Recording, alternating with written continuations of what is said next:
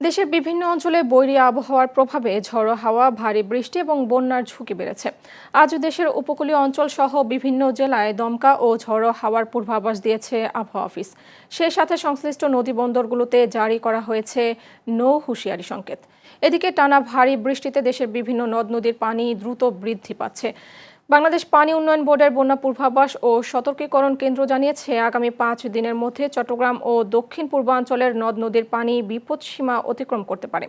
এতে বান্দরবন, কক্সবাজার, ফেনী, চট্টগ্রাম, খাগড়াছড়ি, লক্ষ্মীপুর ও নোয়াখালীর নিম্নাঞ্চলে স্বল্পমেয়াদী বন্যা ও প্লাবনের আশঙ্কা রয়েছে। এছাড়া 8 থেকে 10 জুলাইয়ের মধ্যে সিলেট, সুনামগঞ্জ, মৌলভীবাজার, হবিগঞ্জ, নেত্রকোনা, শেরপুর ও ময়মনসিংহ জেলার নদী সংলগ্ন নিম্নাঞ্চলেও সাময়িক প্লাবনের শঙ্কা রয়েছে।